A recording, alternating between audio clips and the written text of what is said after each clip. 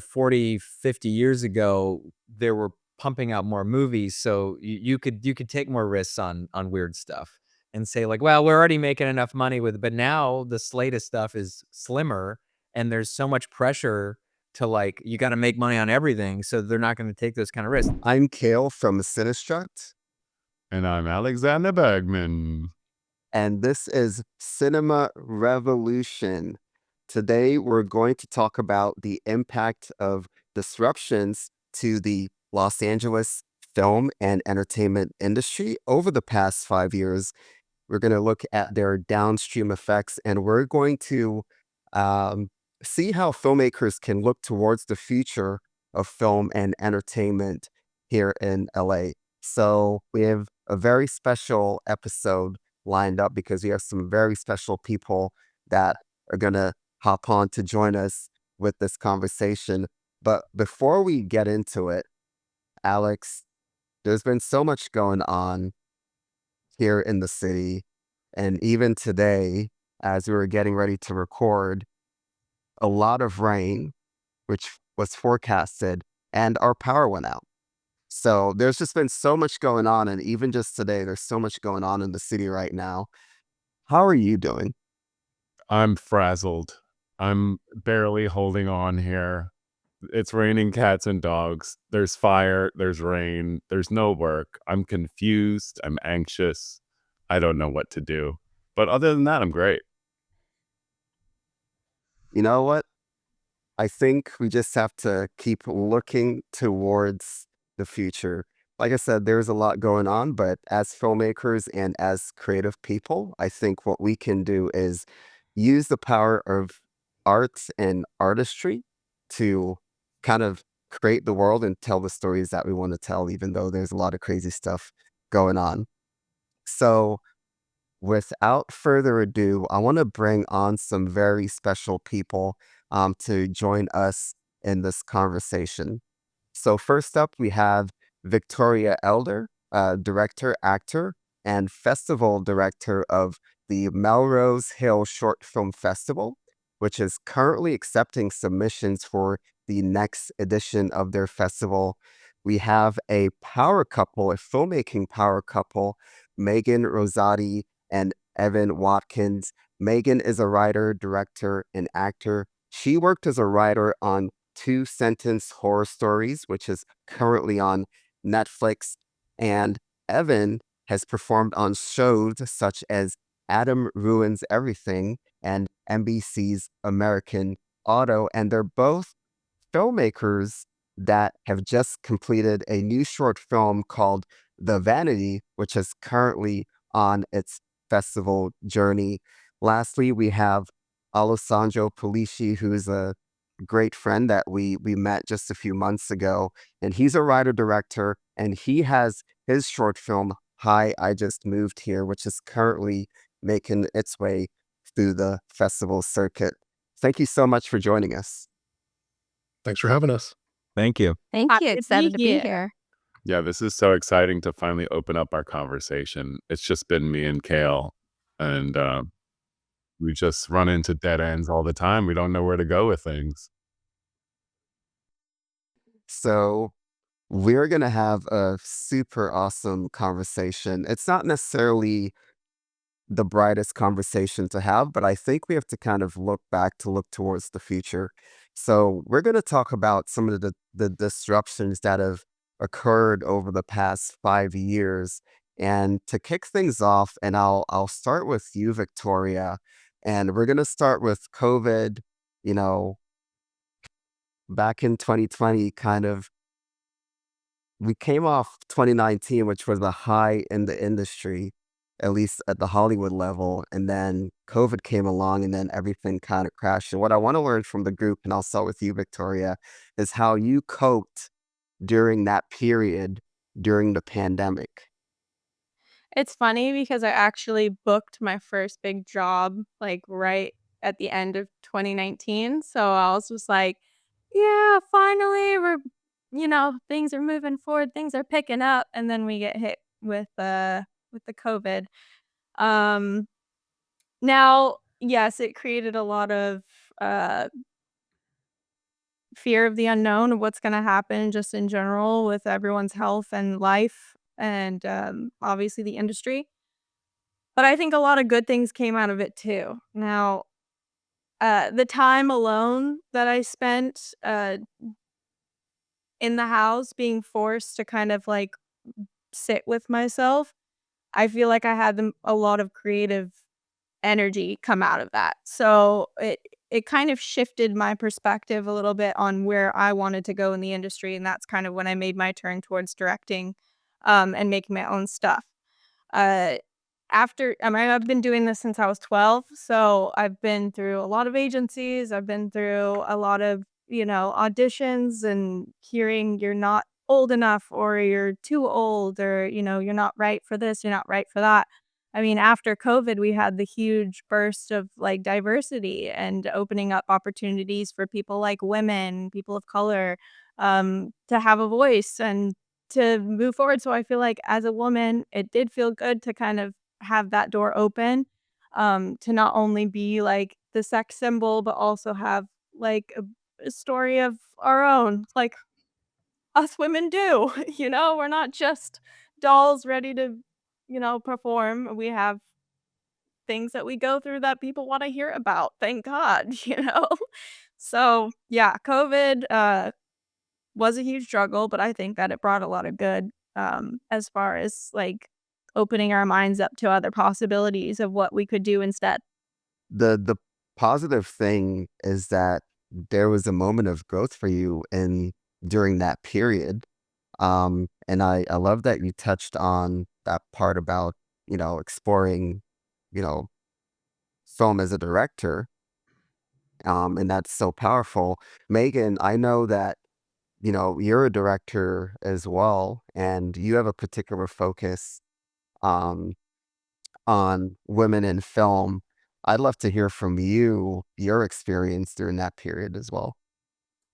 Uh, yeah, thank you. I'll also dial it back to 2019. That's when I was stepping into my director experience. I co-founded a female director horror filmmakers collective called Fatal Collective, and we actually, yes, not Victoria, and we made a micro short anthology called Fatal Collective Bleed that actually went to festivals that year. And the reason why that sticks out in my mind so much is 2020 happened, and the tail end of our festival journey was all online. So every festival that we went to in 2019, we were like, I was going into debt. I was like, I'm spending money I don't have, like, da da da da da. Evan's laughing because not much has changed. But that felt really worth it when 2020 happened, because I was like, I don't know when we're going to experience this level of in-person connection ever again. Like Fantastic Fest, we were, nose to back with crowded theaters full of people. And, 2020, we did a couple genre festivals that were all digital. And maybe it's because of my millennial status, but I am just not good at creating a little digital avatar of myself and like networking in like a Roblox room. I was like, I'm not going to do that. I'm just going to watch some movies this time. So um that I remember that being a big shift, and it made that 2019 journey feel really worth it. And since then we've gone back through, and it feels like it's shifted again, like people's, for better or for worse, social distancing and masking and all those kind of precautions have lessened. So it feels like that experience is possible once again. But yeah, that was really the start of that for me. But my big 2020 journey was meeting Evan and th- uh, getting together with him. We actually 2 months after we started dating, drove out to his family's house in Ohio and quarantined together for 6 months. And then later that year, he proposed. So it was a wonderful distraction from the world to be able to, just share it with one person. Evan is very funny. So I was basically having a one-man SNL show every night because all his references were tailored to me, which worked out great for me. Not so much for. We might not be married if not for COVID. Well, I don't know about that. I think it might have just probably took a little longer. So it was a really unique experience all around. And I think the reverberations of 2020 are something that's still being felt today. So Absolutely. Wow. Well, I can definitely relate to that because the COVID period for myself and Veronica as well was when, I think a lot of people, but we just got super close super fast.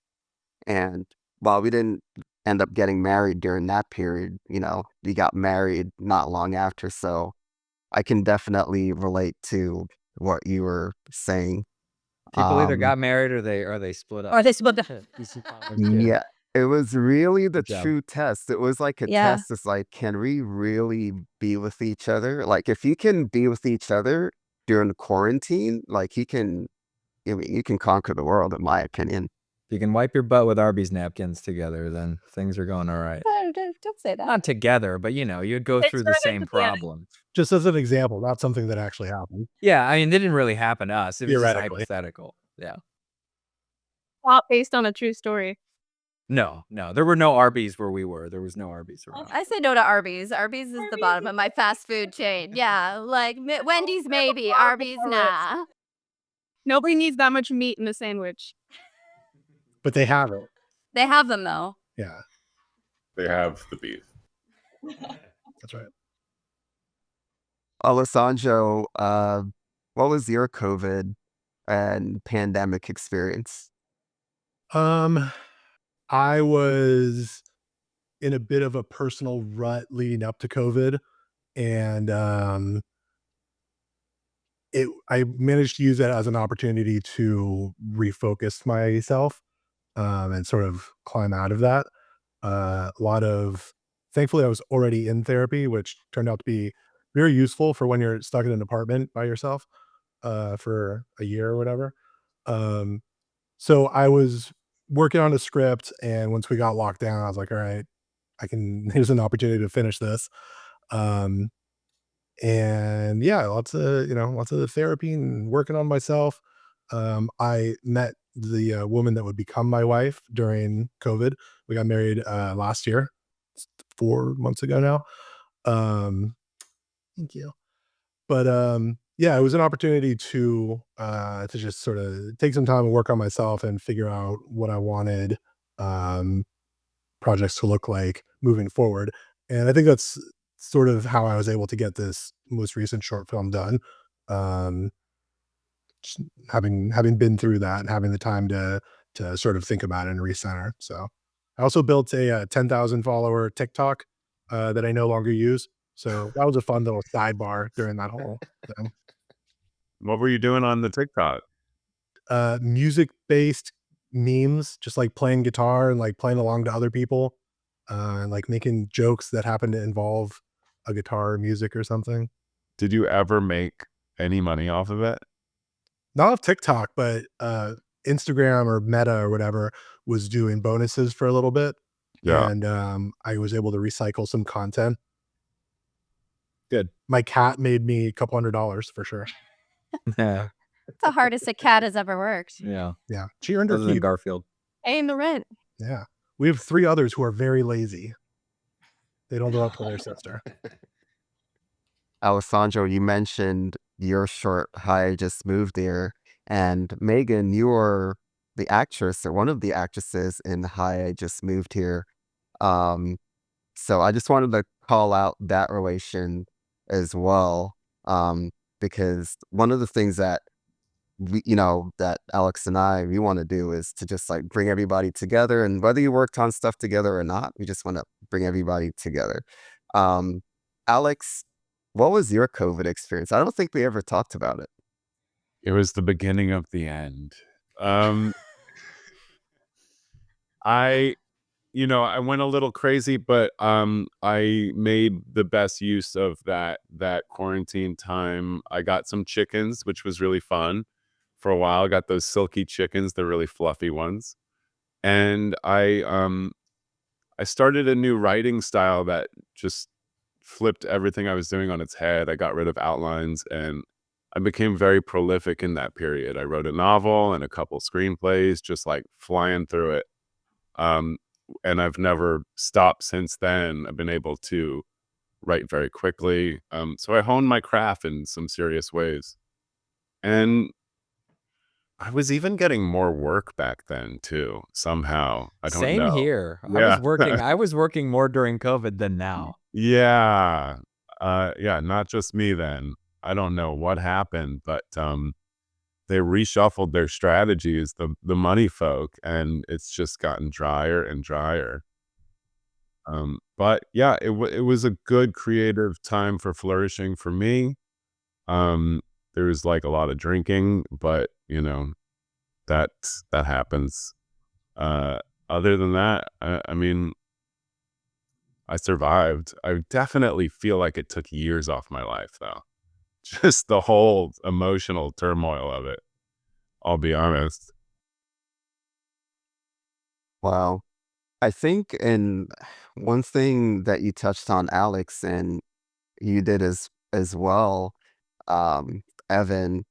So you had more work during that period when everything was essentially shut down or limited in terms of production versus now. And I wonder what your thoughts are. Alex, you kind of touched on it a little bit, but I guess why do you think there was there was work to go around then versus now when it feels like there's such a huge scale back? You're asking me this question? Well, I mean, it's tricky because part of it we were in Ohio, but I mean, it felt like it was great because we were getting government checks to survive COVID.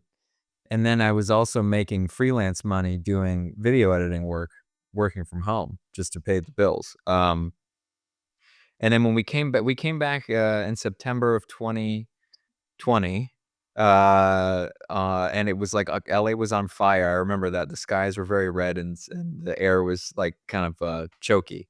And immediately at the end of that year, I booked a couple roles for some, web videos, some friends that were making stuff. And I think maybe that there was a sort of slingshot effect of people really wanting to get back to work after COVID. I think that maybe they heard the Tom Cruise screaming at everybody on the set of Top Gun Maverick, being like, "It's up to me to get the," you know what I mean? When he was freaking out because they weren't wearing a mask.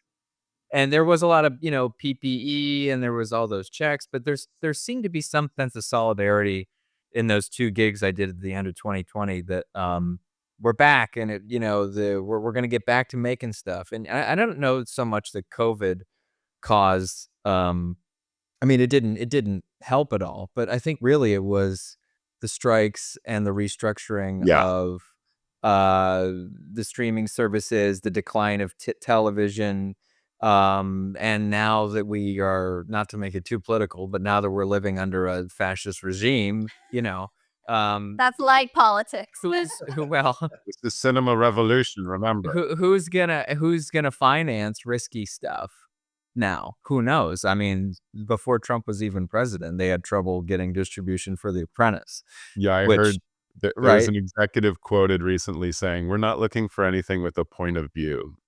Right. So and I think that so, and look, the stuff that I mostly work on is internet content. I wouldn't call it film. I mean, we like to make films. We watch a lot of films. I absorb a lot of films, but a lot of the work out there for me was, you know, stupid little videos that people would pay you a SAG day rate just to come on and be funny. Like before the pandemic hit, I was doing a lot of like Funny or Die, College Humor, sketches, like random production companies would be like, "Hey, this brand is paying us, $200,000 to make 6 episodes of a web series on YouTube Studio," and I'd work on stuff like that. but that feels like that's kind of gone away too, you know? So that middle class of internet work is kind of gone. And there was some good stuff on there and there was some bad stuff on there like anything else, you know? Yeah, the mythical middle class is completely gone at this point. Yeah, and there was a this feel like there was a bit of one that was sort of coming out in the Yeah. sort of like middle of the Obama years, even up until the pandemic, but it's Yeah, definitely bottomed out. been completely siphoned to the top, and that's why there's not a lot of commercials. There's just not a lot of money in the smaller day-to-day stuff. I feel like that's been happening in film too for the last decade or so. Like you don't see studios taking chances on $20 to $40 million movies. No. I don't want to say anymore, but not nearly as often. And it's not surprising to me that it's trickled down to internet content as well. Yeah. Well, Have you guys seen the surgence of the verticals? Yes. I feel like that's the new internet content now because first of all, they're pumping them out like crazy. I audition for like 4 a week. I feel like I've done one already. They pay really well.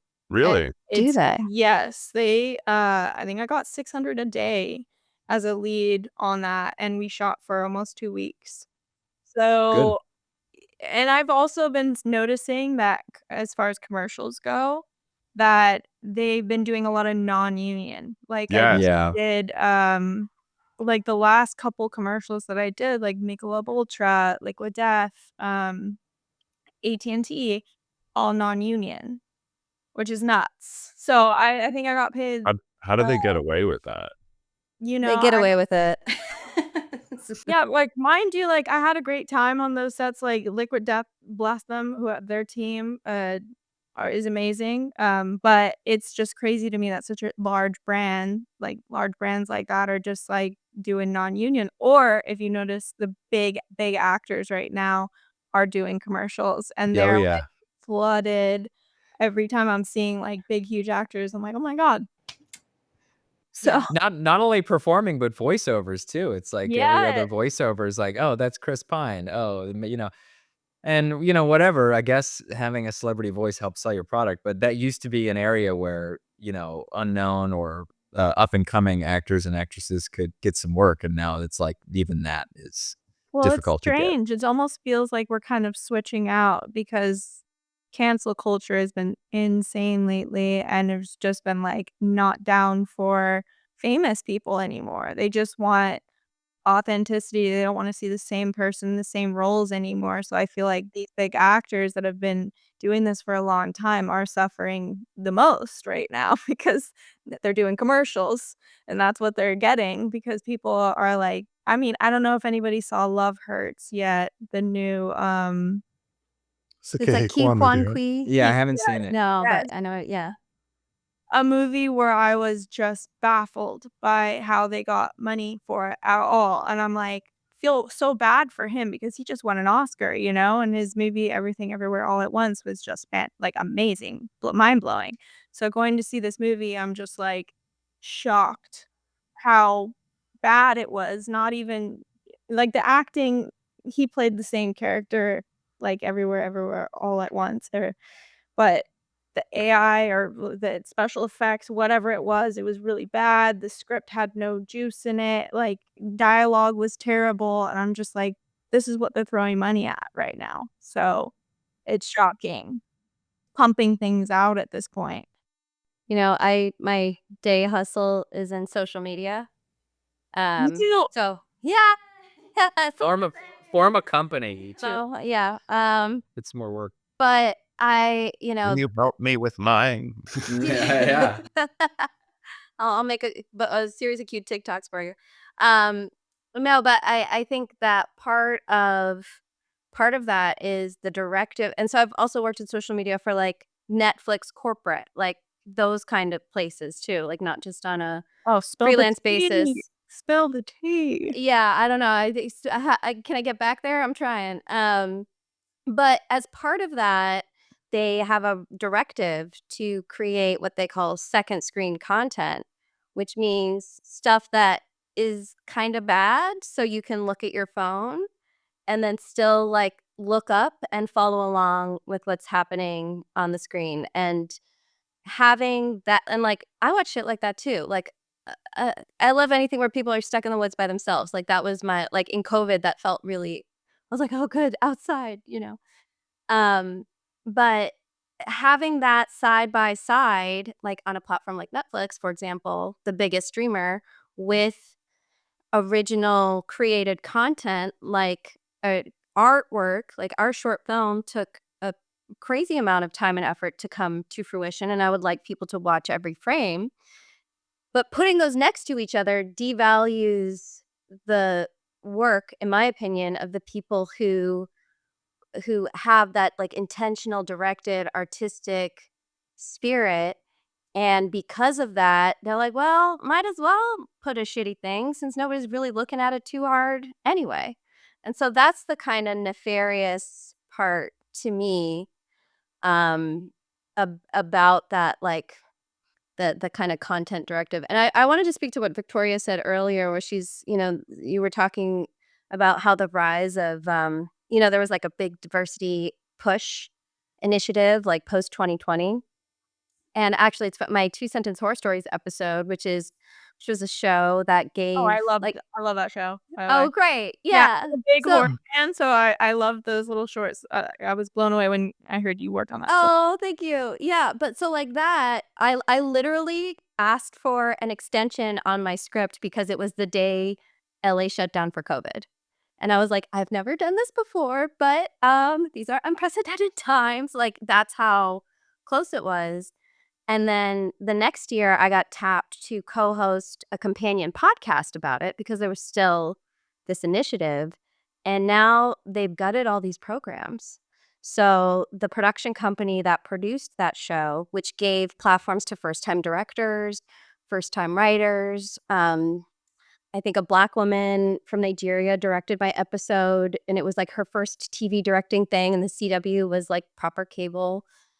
Uh, I ended up getting a writing job for like a content platform vertical last year, and I was like writing my little intro. I was like, I'm Megan. I like wrote an episode of this show, and the comment underneath it was, I used to be an executive at that production company that was disbanded, and we were both working at the same job. Coworker, yeah. Yeah, so it was my coworker. I was like, oh, you like funded the program that hired me, and now we're like side by side. Like it was really bleak, and it also made me feel better about my own personal situation. I was like, well, there's like showrunners out here in the same space as me.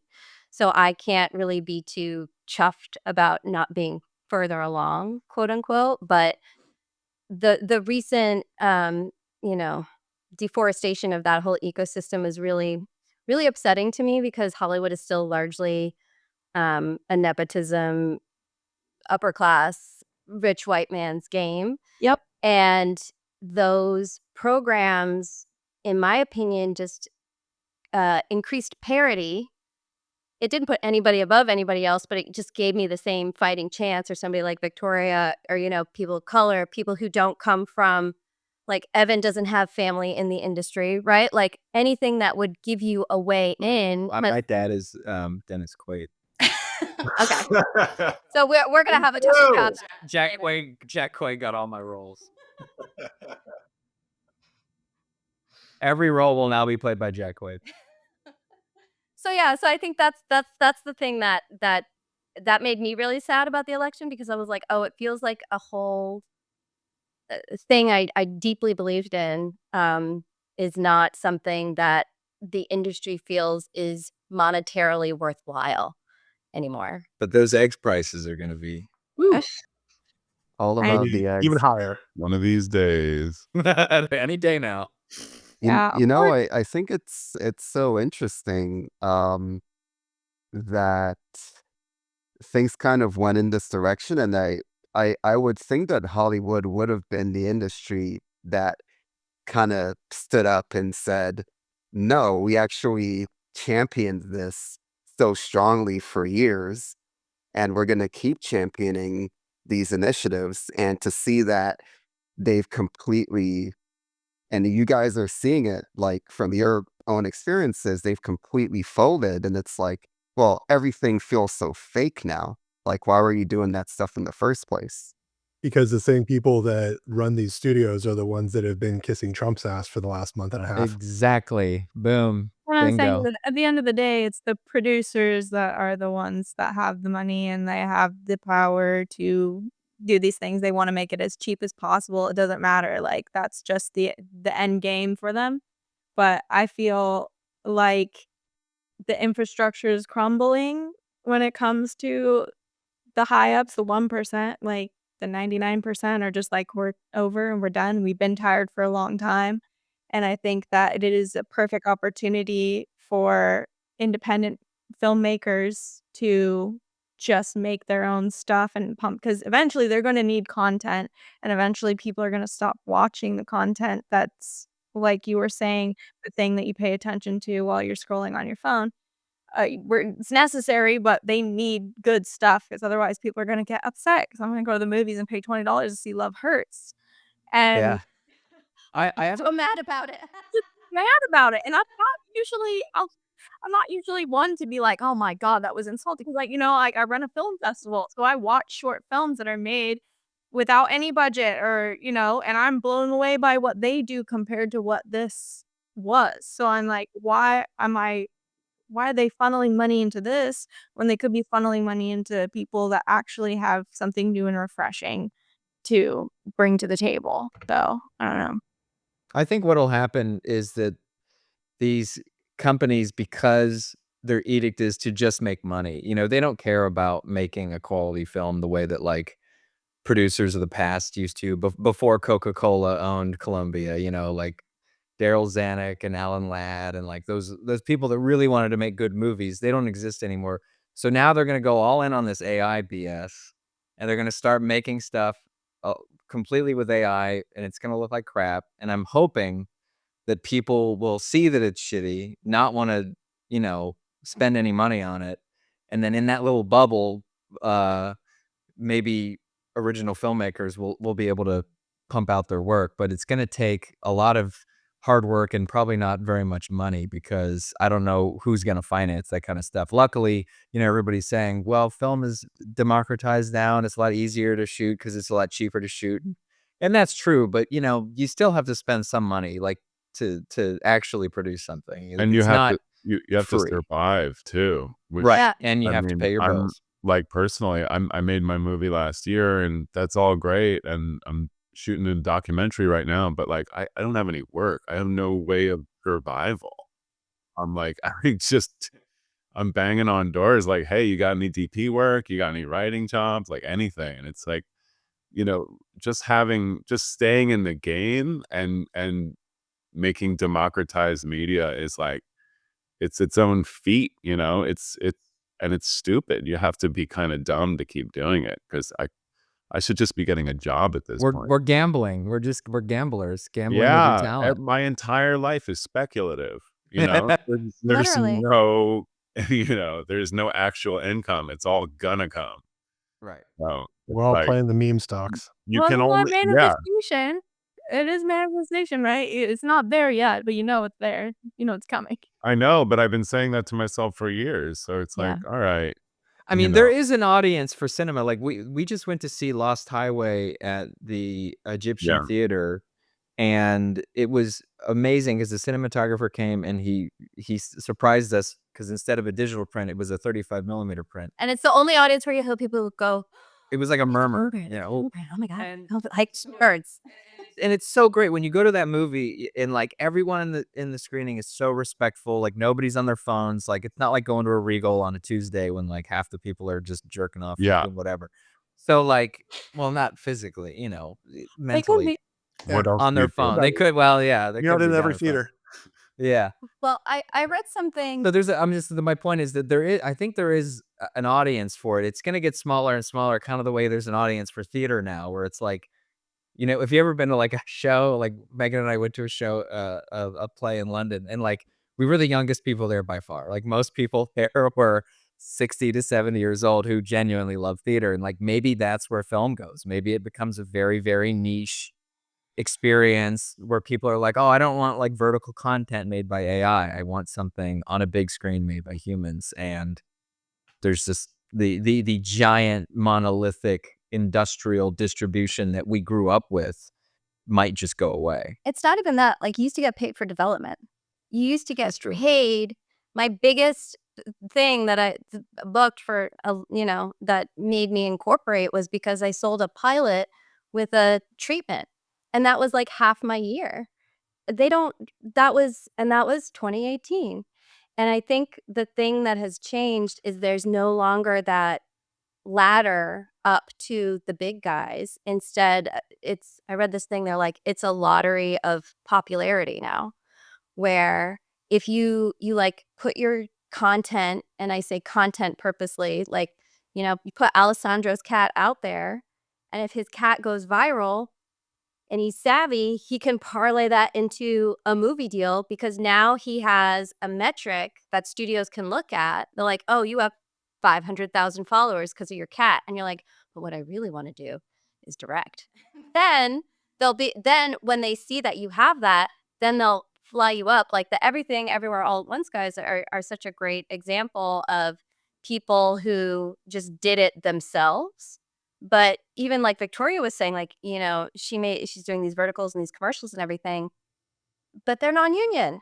They're non-union. So you don't get you can't do a job and be set for months and wait for your next Hey, you don't get job. the residuals either. You don't get residuals. So you're constantly on this like scramble hustle until you win the meme coin lottery, in which case a studio that does cool like A24, Neon, and there's like 3 others that Apple TV that pick up property that has already been created, developed, made by people like us who are like bleeding their last dime onto the screen. And then like you hope. So sometimes you just bleed your last dime onto the screen and nobody buys it. And then do you do it again? Like that's the hard part for me, is like, whereas you used to be able to get paid to get to the point where they would cancel you. And now it's like, it's all the risk.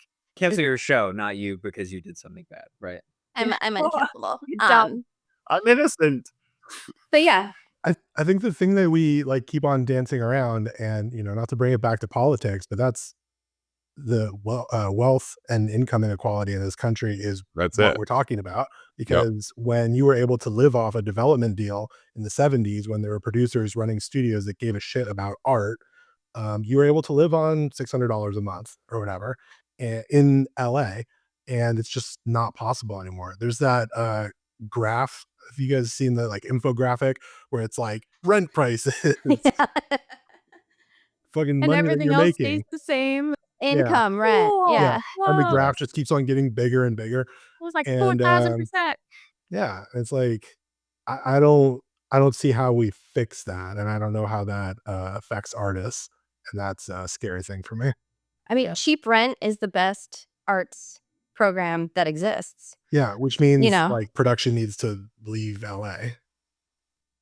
And that's really what's happening too. Like productions are leaving LA, and you And all artists touched and on people that make stuff, not just shooting. yeah, yeah. You all touched on really just basically the past couple of years, because you touched on the writer's strike as well, which is the thing that happened, and there was that big battle over, okay, do we still get paid for all the work that we're doing, or are you going to keep creeping and keep chipping away at the work that we're doing as filmmakers and artists while you keep making billions and billions of dollars? But I wanted to kind of start turning the corner a little bit, because we know that there's a lot to, there's a lot that we have to deal with as filmmakers. There's a lot that we're struggling with as filmmakers. But I wanted to kind of start looking at like, okay, where do we see things going, and where do we see like the potential in some areas?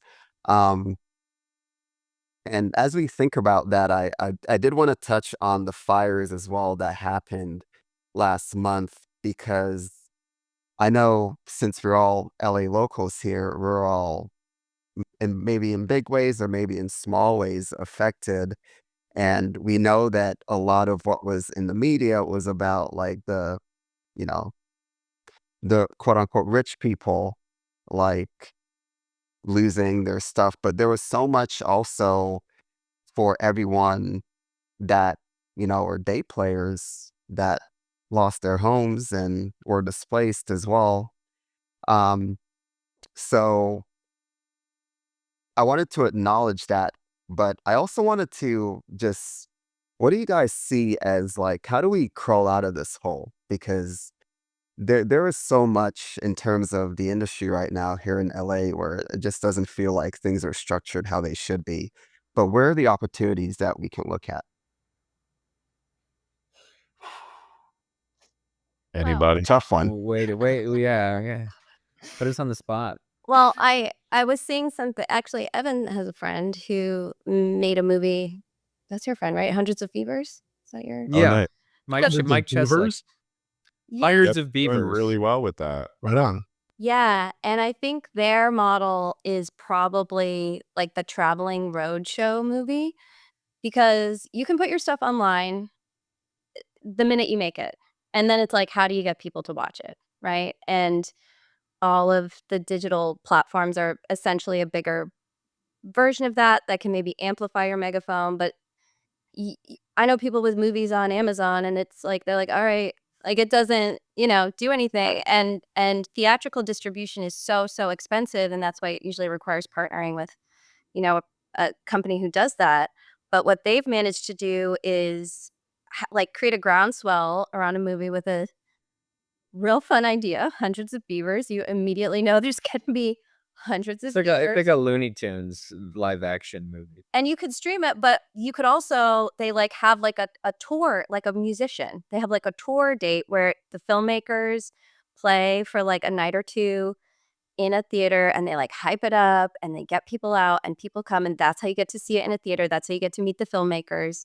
And I think and then when you have like enough of a buzz around that, that's when maybe you get like a real or like a, more produced theatrical distribution or more people tune into your movie on Amazon or Apple or like whatever it's streaming on. And I think that is something, again, freaking more work for Yeah, the artists, which full-time is, job. it's a full-time job. Like so these people so I think thinking about it, like that seems to me to be the only way you can really kind of get control of the narrative of Yeah, your movie. And I think, roadshow. yeah, like how do you position there's just so much stuff out there. Like how do you make people want to see your movie now?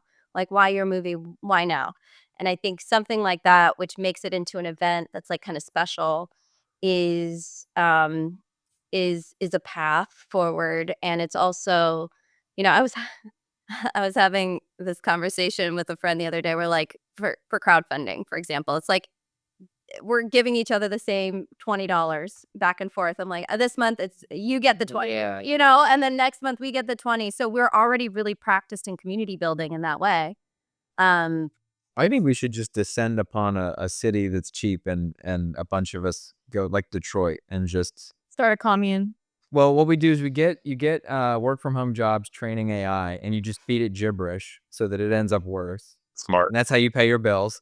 And then you use that money to get all of your collective artist friends together and make something in a cheaper place. Because I mean, the business being located in Los Angeles doesn't have to be that way anymore. I mean, nothing hardly shoots here anymore. The only reason you're here is to commingle with talented people like everyone on this Right.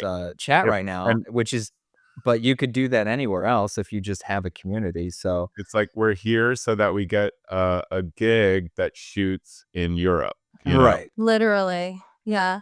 Yeah. So I think that the location doesn't matter anymore. You just have to find a way to make it. Which But is such distributing it is just another. Yeah. And that's a whole other ball game because how do you do it? I don't know.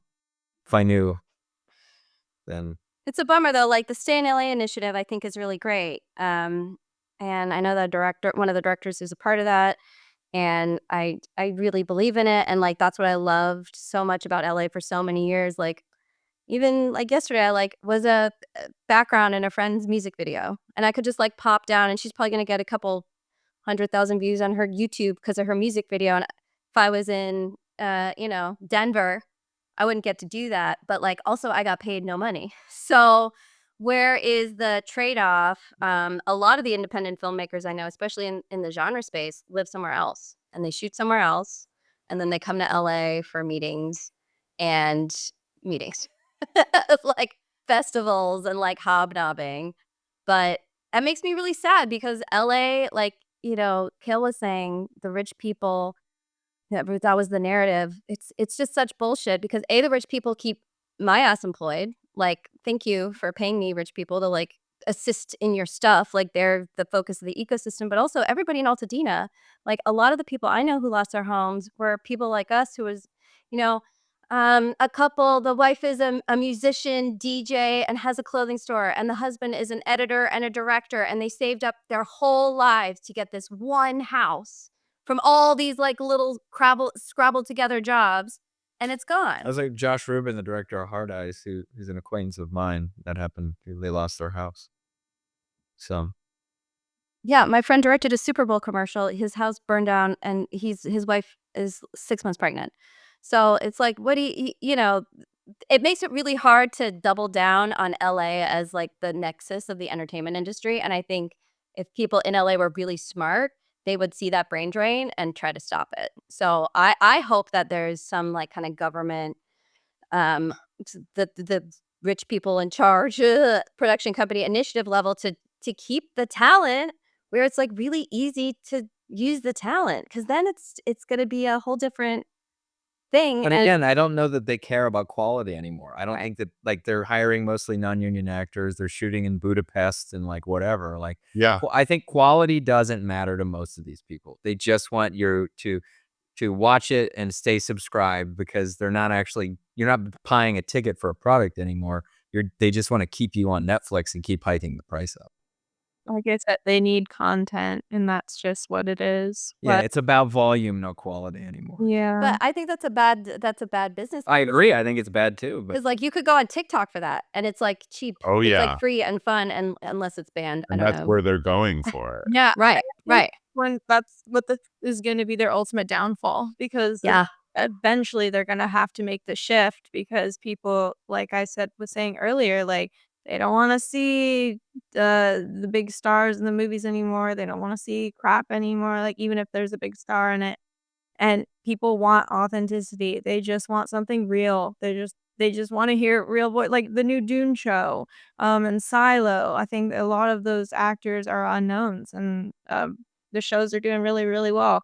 So I I'm mean, like, that could be a good thing for us because we don't necessarily have access to huge actors. And that's always been sort of a gateway to success. yeah, So producers that I know are just like, we got to get a name for this. Like, we yeah, got that's always been the thing. at least one name, just so we can even sell the movie, or we can even have people that are interested in the movie. Otherwise, like, they're just like, why? Like you were saying, Evan, you're like, why this movie? Why, why should I even do this or do that? Wow. There's one thing that you mentioned, Evan, about crowdfunding and trading the $20 back and forth, and Yeah, that's great. I've Megan been- mentioned that. oh, sorry, Megan.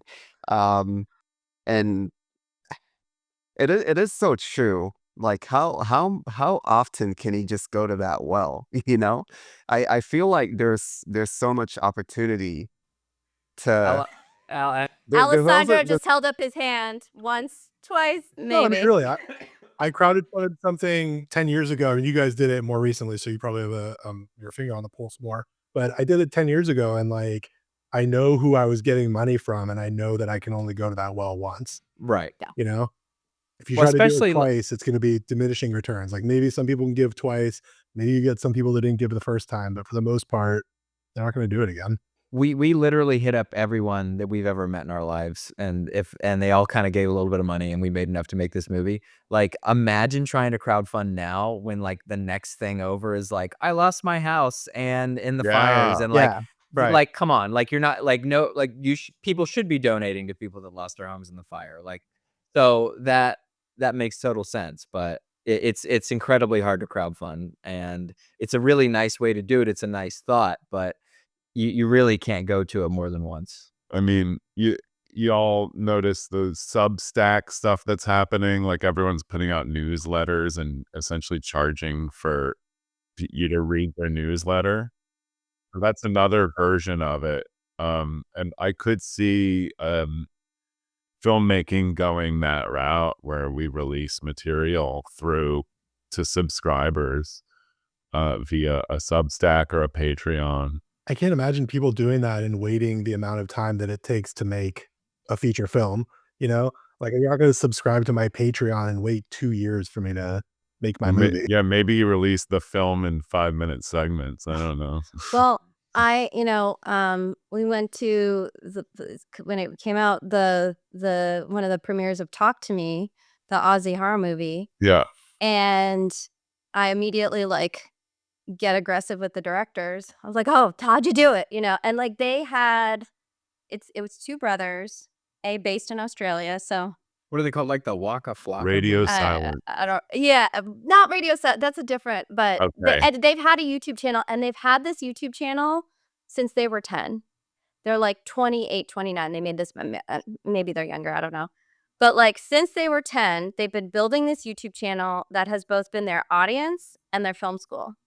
So they got this movie because they have hundreds of thousands of views on stuff they've produced themselves, and they literally said every time all the profits we got from our YouTube monetization went back into the next video. So that's their proof of concept. So in order to sell that movie, they had a built-in audience, they had a proof of concept, and then when, as Victoria was saying, when they cast an unknown, their investor, their budget was I'm making this up, but say it was 5 million, they slashed it to 2 because they were like, we don't know this girl. And these directors, bless them, were like, no, she's amazing, she's perfect. And they were right because that movie was a hit. But using the journey and it's building this fan base around yourself so that maybe you strike it lucky, and then also you have all this proof of concept, oh, we can do a oneer that breaks down a door because we have a video of that got 2 million views. But they were kids, they didn't have to pay rent, they lived with their family. Right. How does that work if you're an adult? It's easy to pocket the How does that profits. work? All these pathways presume a level of financial stability that is you're not reliant on the industry at all. So I'm so how do you make a living? How do you keep, how do you pay your rent? How do you keep clothes on your body? And then who's paying for you to do the other stuff, right? So for example, if I had a YouTube video that was monetized and doing successful and I got paid, I'd be like, sick, my credit card bill is going down. It wouldn't go back into another one necessarily at this point. Yeah. So that's the sticking point. I think a lot of really smart, really talented, really hardworking, creative people are at right now is this bottleneck. Which, so there's all these ways I could put of oh, these guys did it like this, these guys did it like this. And I think they just got lucky in the meme economy of popularity and planted the seeds 10 years ago when that was still a viable, economic option. So Yeah, because the people that are holding the purse strings are looking for any opportunity they can that doesn't involve paying you, Megan, for your time because you live in LA and you need to make a regular paycheck. They're thinking, exactly, oh, who can we find in Australia that has 10 million followers on YouTube that we only have to give $2 or $5 million to?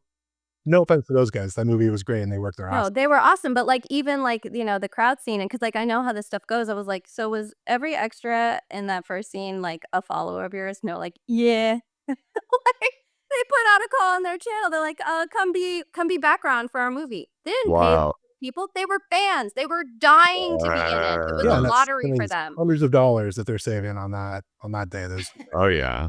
And I think that's a really good example, the Talk to Me thing, because every year we have at least one movie, maybe 2 or 3, where we're like, oh my God, that movie did so well. What a surprise. It came out of nowhere. And every single one of those stories is an opportunity that a writer director got to just do whatever they wanted for a small amount of money. And every single year, it's proven that artists can make you money if you just let them do whatever they want to do and you don't note the shit out of them. And then you have something like, I don't want to pick on too many people, but like whatever the last Jurassic Park movie was, or Jurassic World, where it was clearly noted shit. There's probably 7 fucking writers on it, and it was garbage. And like, I love Jurassic Park. I have a lot of leniency for Jurassic Park. I just want to go see big dinosaurs, and I walked out halfway through because it was dog shit, because they didn't respect what's her face's character from the first movie. You know what I mean though? Like it was so clearly the product of this franchise machine driven by these people that are holding the purse strings that don't know what the fuck good quality content is, not content, art. And they just don't listen whenever artists are like, hey, I made something really cool and made you a lot of money. Let me just do that again. The only people that get to do that are like Christopher Nolan or Quentin Tarantino or whatever. Um, and it sucks. I mean, Even like Barbie. Even the Barbie was really from substance. last year. Yeah. Even the substance, Corley Forget's horror movie. I forget who originally was the production company on it, but they wanted her to cut the whole ending sequence, Oh Yeah. She yeah. was like, which fuck where no. she spoilers, she sprays the audience with blood. Okay, they wanted her to cut that, and she was like, no, it's like the point of my movie. So they did not distribute it. They dropped her, and Mubi, which is this like weird little I think it's only like $5 a month and it's all like weird artsy shit. They picked it up and they're like, we'll distribute it, and it made its money back like tenfold. Oh, biggest regret of their life. Good. They can choke on it. Like, you Yeah. know what I mean? Like Mubi was like, I'll let you do you. And now she's nominated for an Oscar and it's a horror movie. That never happened. So it's like, what, Alessandro was saying, like how making, like trusting the artist to do something different, which is always the problem in entertainment, right? They want to see the receipts of things that came before, but Nothing new. like Victoria was saying, we're bored. Well, it not only, but you're right, Alessandra, it's nothing new, but like I think that 40, 50 years ago, they were pumping out more movies, so you could take more risks on weird stuff and say like, well, we're already making enough money with it, but now the slate of stuff is slimmer and there's so much pressure to you got to make money on everything, so they're not going to take those kind of risks. Now, I thought 2023 was a pretty decent year for movies. Like I look back on that and I was like, oh, Poor Things, and there was some really cool stuff that came out, but in Poor general, Things is another great example of an artist doing what they want, and it exactly. was great, by the way. Yeah. Mm-hmm. And you walk I into a think there's a room. lot of examples of. Oh, sorry. Go I ahead, was just gonna say, Alessandro. if you are an unknown filmmaker and you walk into Sony or whoever put it out, and you're not Emma Stone or Yorgos or whatever, and you're like, yeah, I want to do this movie about this woman who's her own child, and we're gonna see her have a lot of sex, and it's gonna feel very strange. They're like, no, we're not gonna give you $1 Exactly. million for that. 50 Yeah. million. I don't know what the budget for that was. Yeah. You have to have some kind of cloud to do it. Yeah. Yeah, I think it's so interesting with those movies too. I like with going back to the substance with that example. I would bet if that same original studio had kept it as is, they wouldn't have known what to do with it anyway. Because I think the other issue is when you have something that doesn't fit into the mold, you don't know how to market it. And you don't have to. And the thing with these, in some cases, bigger corporations, it's very hard to do something innovative and new, even on the marketing side, not even on the creation of the art side, just even like figuring out how to push it out there. So because of that, you might have something that's golden and they might just like, okay, we're not even going to market this because we don't even know what to do with it, even though it's already there. Famously with Idiocracy, if you remember, like that movie is so prevalent and so hilarious, and I think Fox, was it Fox Searchlight maybe that made it? They were just like, meh, like we don't get this. We don't think people are gonna get it. We don't really like it because it also took a lot of shots at like corporate overlords that they have ties to, and then they just, it became a Yeah, I cult think, hit, thank God. But wasn't it Fox that made Substance also? I think they did. Yeah. Well, Kale, like what you were saying, I've like again back in 2018, 2019, where I was getting like good meetings, as pitching some ideas, and all my stuff is like it's feminist and it's hard and like fight the power, which that's like my passion, right? I'm like social justice, and I like to use satire and horror to make that point because I think it should be fun. Nobody wants to see a lecture. I want to see like people getting sprayed with blood and be like, feminism. Edutainment. But I literally had a meeting where I was pitching this idea, and I got to the development exec below the head development, like the chief of it, and she was like, I love it, it's great. She was like a woman, like around my age, like, all the things. And then I heard back from my manager that like her boss passed, and we went out for drinks. This is like my proudest moment. We went out for drinks afterward. I was like, yeah, like so great to see you, blah, blah. She was like, I loved your project. I loved it so much. And when they passed on it, I put in my notice. She said, because if that project couldn't, like, I thought it was so great, it had so much potential. If that project couldn't go forward, then I realized I had no power in this company, and I was never going to make a difference. And I was done. And I was like, wow, like huge compliment for me. She was like, I can't do it because if this doesn't go, then like, what are we even doing here? And I've often been in that experience where it's like second to the top gets it, and then the fucking rich CEO is like, I don't understand it. And it's like, bro, you're 60 and white and like watch CNN. Like, you know what I mean? Like, it's not for you, but they can't see the value in what's for us, So like my other like wait for them to die off. Like that's what's left because And the people Yeah, I hopefully, right, but like the people hopefully we have below a those country people, I'm where like, you You can guys are do so something cool. about it. Yeah, Luigi. but I think there's that potential. Release the Luigi. Yeah, Yes. there's an old guard that's like clamping down on the innovation that could happen. Yeah, like that, Um, and that's happening across industries. Like you guys are talking about marketing stuff. I guarantee you that they're having this exact same conversation in the, whatever the Mad Men companies are, where the old people are. They're not farming new talent, and the young talent that they do have, they're telling them what to do and not letting them, innovate or spread their wings a little. And it's happening in politics too. It's literally why we're in the position that we're in. Yeah, it's the whole thing. Yeah, it's Right. fucking boomers. yeah, like why is Nancy Pelosi falling upstairs? Like, what are we doing? And still running for whatever she's running for in California. She's trying to catch Mitch McConnell. He's following her right in front of her. They're just chasing each other up the stairs. It's a perfect metaphor. all right, this is such an awesome discussion, and I know we have to wrap it up soon. But before we do, I wanted to ask each of you, and I'll kick things off again, just like we did at the start with you, Victoria.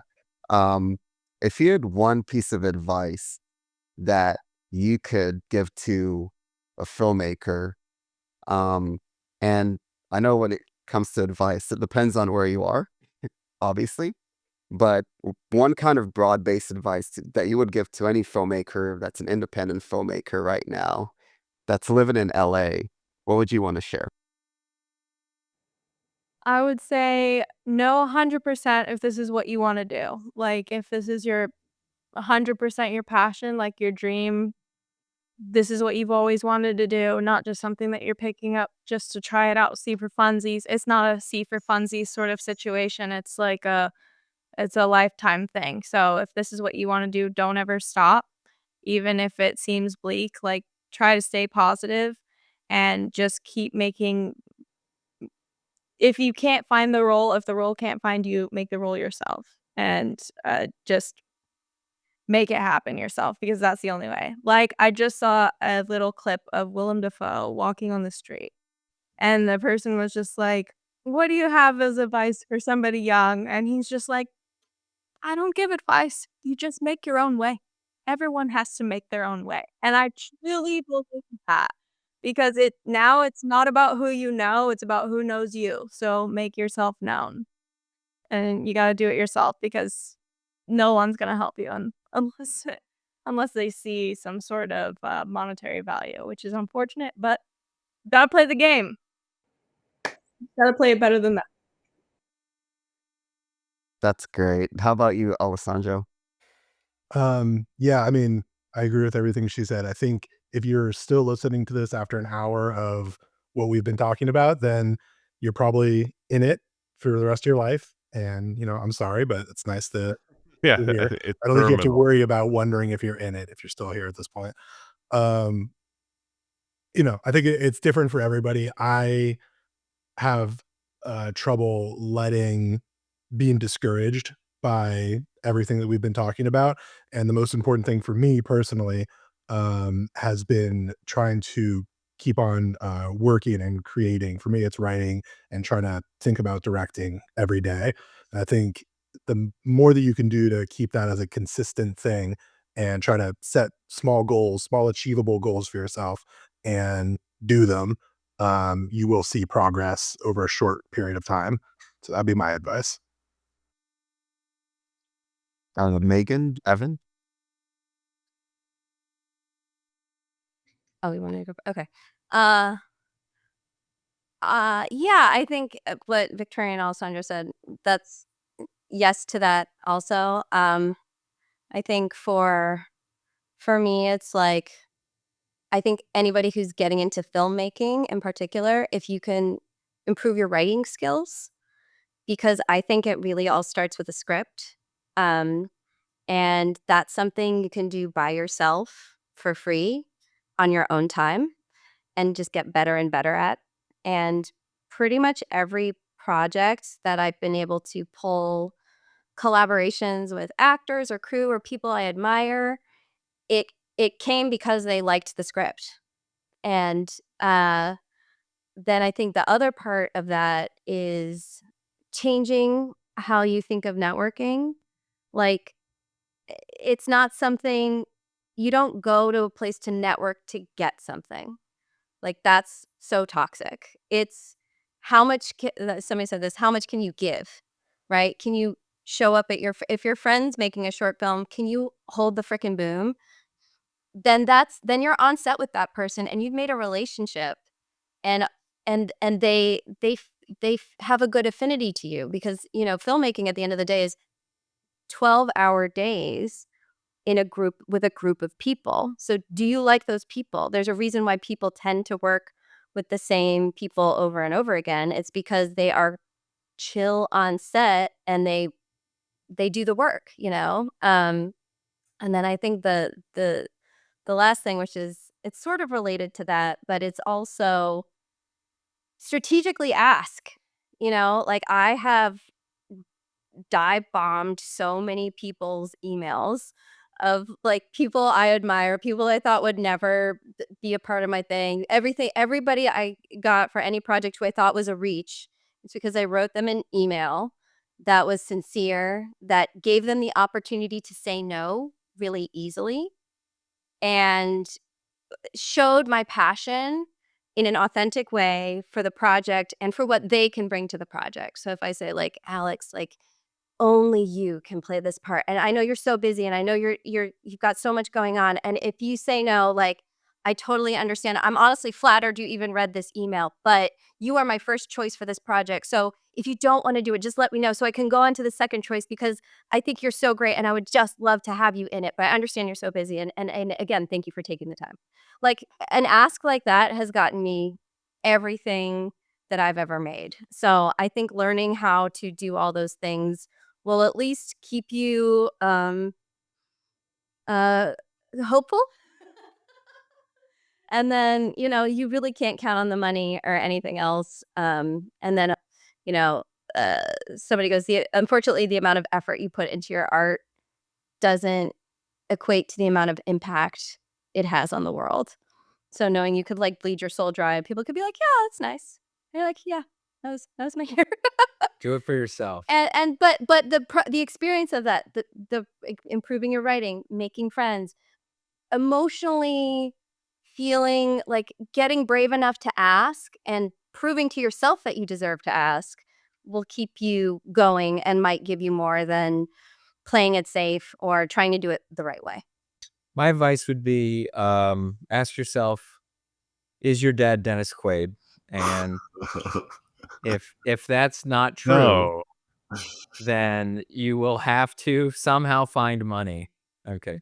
No, I think to reiterate what she was saying, right? I think to me, writing and acting will get you much further than style. Like when I was a young filmmaker, I was so obsessed with like, I want this to feel like, you know, a Wes Anderson movie. I want this to feel like whatever. And it's like, forget all that. Cause that's not your thing. Your thing is figure out what writing and it speaks to you. And then how do you get performers to deliver it in a truthful, honest way?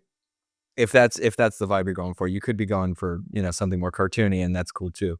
But I think those, if you're making a short film, go a lot further than any other kind of style than you can try to slap on it. And if you're young and getting into it, then like, I guess get online and like try to build an audience because like I came to LA like a little too late for that because my dream was never to make content. My dream was to make TV and movies. And like it turns out that all the people that had like YouTube channels ended up getting to do that because they built these audiences. So like get an OnlyFans, show your feet, like do whatever you got to do, make the money, and then make your movie because it's really hard to do it for almost zero money. It can be done, but it's difficult because there's so many things that are shot in a tiny apartment with white walls that it'll just become part of the noise. So Feed your crew. and Feed your crew. good food. Not pizza. Good crafty. Not pizza. Feed your crew. Good crafty. Alex, any advice you want to share? Yeah, don't quit your job if you have one. Keep making money. You don't need to go all in every single day on this. I write for an hour a day. I'm able to write a screenplay in 14 days that way. I can write a novel in 2 months that way. Just an hour a day. I do it first thing in the morning, get it done. Because you just can't dedicate every moment of your waking life to speculative work. It will kill you and drain you too quickly. So keep cash flowing if you can. Writing is, yeah, like you said, really important, even just to understand. I had something else to say, but I can't remember it. Feed your crew. Feed your crew. I like to cook for my crew. It's really nice. You have some slow cooking. By midday, it smells really good. And then you dole it out for lunch. That's actually so fun. Actually, that reminds me on one of my first short films, because I didn't know what I was doing. I decided that we're just going to grill burgers for Crafty. Oh, I know what else I wanted to say. Yeah. Get comfortable with advertising yourself. This is show business. It sucks. You want to just be picked up and recognized. I'm speaking from experience. I just wanted people to see my talents without me having to work for it. And unfortunately, it just doesn't work that way. You got to stand out. You got to put yourself out there. You got to do fucking Instagram, which I hate so much, but I do it. Well, I was going to And say, Alex, like to that point, treat social media like a business. yeah, I'm not sad on social media. I'm sad to Evan. exactly. I'm sad to my friends. On social media, you see all the things I'm excited about because Yeah, nobody wants to work with somebody that's sad, totally. you know? And like, you got to divorce. If something gets 2 likes, fuck it. It's the algorithm. But you put it out there, people will still see it. And maybe those 2 likes have money and they want to fund your thing. Werner Exactly. Herzog might want to work with somebody sad. Werner Werner Herzog. Herzog. What Yeah. about him? He might want to work with somebody sad. Oh, yeah, he loves that shit. He said, ask forgiveness, not permission. And I think that's Right. good. I like that one too. Great audiobook. You should listen to his biography that he reads. It's wonderful. Welcome I to my can audience. only imagine just It- with his It's always back here. voice. Oh my God. Okay. Before we close out, where can we find you all? Just drop the socials. Who goes first? Markers. Huh. Go. You can find me on Instagram at Lil Toria, Lil, no T's, LILTORIA, or victorialaurenelder.com if you want to type it all the way out. Or submit your film for the Melrose Hill Film Festival. Yeah. And follow us at Melrose Hill Film Festival Instagram. I'm on Instagram at Hey Pulisci, HUYPULISCI, and I complain about politics on Threads at the same name. And if you want to check out the trailer and the information about my short film with Megan and Evan, that's hiijustmovedhere.com. And if you want to look at other stuff that I've done, it's uglyallfilms.com.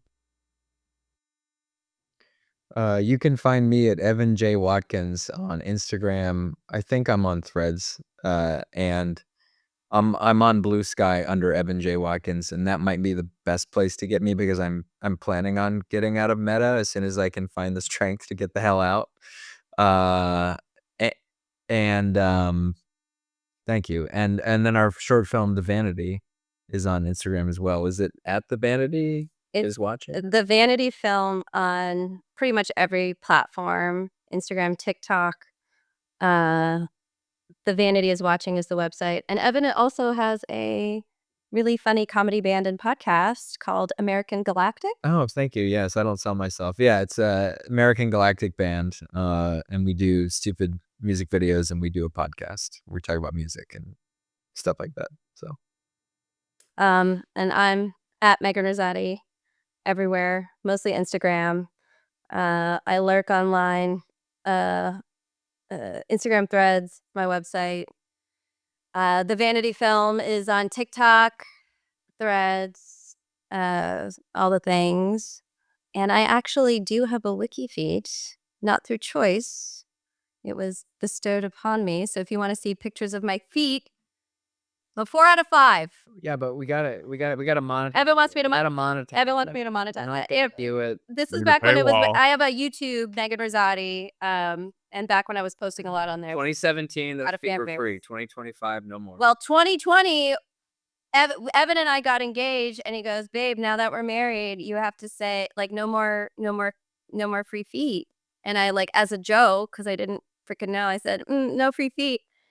Immediately got unfollowed on Instagram by 10 people, and a dude I have never spoken to before or since DM'd me and goes, "End of an era." Yeah, So if you see me on OnlyFans, no, you didn't. it's a great business we're in, isn't it? Are you guys actually making money on that? I'm No. trying. No, Not yet. not yet. We're Okay. trying. Megan, I you will have get a the big update. you have a big YouTube. Yeah. I've been through many eras, and You, s- you still keep up with it? no, not as much because I was focused on trying to make money off of it. And But it didn't work out? yeah, well, I was trying to transition into longer form content, and then I transitioned into short film, and I was doing a lot of like web series sketches. And after about 60 of those, I was like, let's try something else. So, Something that makes money. well, no. Then I was like, let's get into festivals. Like, so we're doing that now. And are We'll you see. are you gonna release your film on there? We're hoping to get like a partnership with one of the bigger platforms. What are the bigger platforms for sure? Alter is great. Short of the Week is great. I want to get on Criterion Yeah. You can actually get on Criterion. as a That's the short. thing. I love that. And I think we're ready. Shudder Shudder. is great. Vimeo staff picks used to be a thing, but like there's a bunch of social media platforms that will highlight a short film once it's like made the rounds and you want to put it out online. And I highly encourage anybody who has something like that they've made to try to reach out to one of those places because it's just eyeballs on your stuff that you wouldn't get through your own network. So There's Yeah, also 'cause Bloody I have a Bites. short I made that I'm looking to release it, but I don't want to just pop it on YouTube and have it yeah. there. Dive bomb their email, bro. Take my advice. That, There's also totally Bloody say Bites no. through Fine. Bloody Disgusting and Screenbox, and they actually have one of my old short films that just came out last month. Nice. So if you want to check that out, go What through is that. it? It's called Better the Devil. Nice. Check it Yeah. out. Could I get all these links in like a something so I can follow all you guys and look Yeah. at these things? Yeah. Absolutely. I'd love to see. Alex, anything you want to share? You want to drop your socials, even though you hate Instagram? Yes, I'm on Instagram. It's wonderful. I post a lot of political things on there. But Alex Bergman, easy peasy. And then YouTube, which you're watching at YouTube at Cinema Saloon. I'm on Blue Sky. I'm really trying to make Blue Sky happen. Me too. Let's It's get a there. little It's boring. very boring. It's so boring, but I'm trying to make it happen. I like Reddit. I lurk there. That Reddit's really the only valuable social media in terms of actually having a conversation, actually learning something. Threads and Blue Sky and X, they're bullshit machines. You know, it's just meant to fray and frazzle your mind and not have any real conversation. So, and Instagram's the worst. It's just I No, hate X is the so worst. much. X Oh, is the it's worst. like Well, my X is I'm Instagram's my not even. favorite of all of them besides TikTok. What? Yeah, I was trying to make TikTok happen for a second, but then it got taken over. So I'm off there. Yeah, Red it's all Note, you can find me on Red Note. no, really? I mean, I downloaded it. I Chao Hong Shu, right? yeah, I talked about Brown's Little Red Book. All right, so we're gonna share all the socials, including Alex's Red Note, down in the video below. So please check it out. This is such an awesome conversation. Thank you for watching and listening to Cinema Revolution. Don't forget to subscribe, leave a comment, and follow us. And we'll see you next time. Bye.